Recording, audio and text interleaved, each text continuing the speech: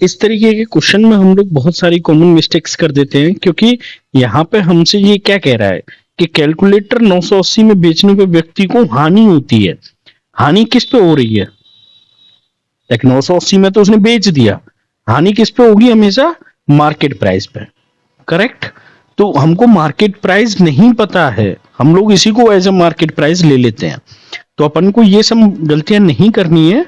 और इस तरीके के क्वेश्चंस को सोल्व करने के लिए मैंने एक पूरा डिटेल्ड वीडियो भी बनाया है, उसका लिंक मैं आपको यहाँ डिस्क्रिप्शन में दे दूंगा।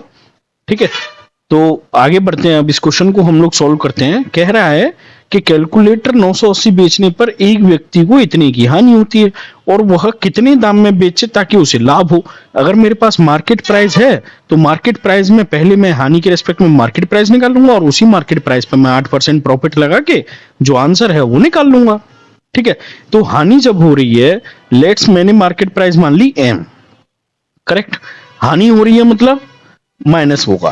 क्यों? क्योंकि नेगेटिव जाएगा ना, माइनस है मतलब लॉस हो रहा है मेरे को। कितना हो रहा है? एम इंटू परसेंट कितना है? 6 से ही 2/3। तो 6 से ही 2/3 का मतलब 6 तिया 18 और यहाँ पे प्लस कर देंगे 18 और 2 20/3% का। तो 20/3, लेकिन ये परसेंट में है इसलिए डिवाइडेड बाई 100 भी करेंगे। तो जो नुकसान हुआ उसके बाद हमको वैल्यू कितनी मिल रही है? 980 रुपीज। बस ये अगर आप लिख लिए तो फिर आपको कोई फॉर्मूला कहीं कुछ याद करने की जरूरत नहीं है। ठीक है, तो 20 से ये कितने बार कट गया? 5 बार। तो m अपन ने कॉमन ले लिया, माइनस 1/5 दिया 15। करेक्ट। ये कितना लिखा हुआ है यहाँ? 980। ठीक है ना। तो 15 अगर मैं एलसीएम ले लूं तो फाइनली मेरा कितना हो जाएगा? ये सॉरी ये 15। तो ये यहाँ पे 15 माइनस 1। ठीक है, तो 980। तो m इंटू 14/15 इक्वल्स टू 980। अब आप देखो m में मल्टीप्लायर जो है वो लेस देन 1 है अपने आप में, तो यहां से जैसे ही इधर जाएगा तो वो ग्रेटर देन 1 होके m की वैल्यू हमको दे देगा। लेस देन 1 मैंने क्यों बोला? क्योंकि 15 से 14 को डिवाइड करोगे तो 1 से छोटे ही वैल्यू आएगी। ये छोटी छोटी मैथमेटिक्स की चीजें हैं तो वो याद रखनी चाहिए आपको। तो 7 से 7 दूनी 14, 7 एकन 7, 7 चौक 28, 0 और 2 से ये 70 बार। ठीक है, और 15 इंटू 70 हम लोग ऊपर कर लेंगे तो 0, 15 सत्ते 105। तो जो मार्केट प्राइस है वो मेरी कितनी आ गई? 105 आ गई। ठीक है, अब हमसे कह रहा है कि हमको 8% लाभ चाहिए। हमको लॉस था तो हमने माइनस कर दिया। अब हमको क्या निकालना है? प्रॉफिट।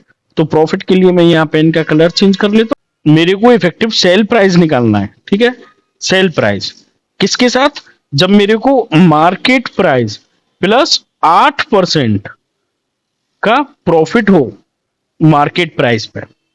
करेक्ट, मतलब सेल प्राइस मुझे निकालना है किसके साथ? 8% प्रॉफिट के साथ। ठीक है ना। तो उस केस में अब हम ये इक्वेशन और बना के इसको सॉल्व कर लेंगे। 8/100 इंटू 1050। 0 से ये 0 कैंसिल हो गया। 5 से 5 दूनी 10, 5 दूनी 10, 5 सेकंड 5 और 2 से ये 4 बार। तो 1050 प्लस 4 एकन 4, 4 दूनी 8। तो 4, 8 और 5 13, 13।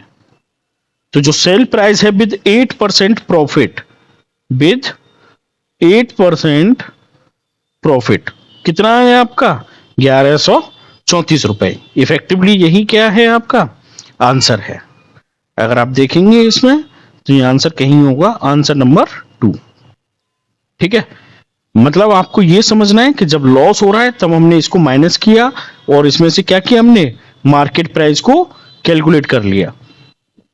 और जैसे ही मेरी मार्केट प्राइस कैलकुलेट हुई तो उसके बाद वहां से मैंने क्या निकाल लिया? फिर जो मार्केट प्राइस निकला उसी मार्केट प्राइस पे 8% प्रॉफिट को क्या कर दिया? ऐड कर दिया। तो उससे फिर फाइनली मेरी क्या निकल आई? Sale price with 8% of profit. यही हमको फाइनली क्वेश्चन के आंसर में जवाब देना था।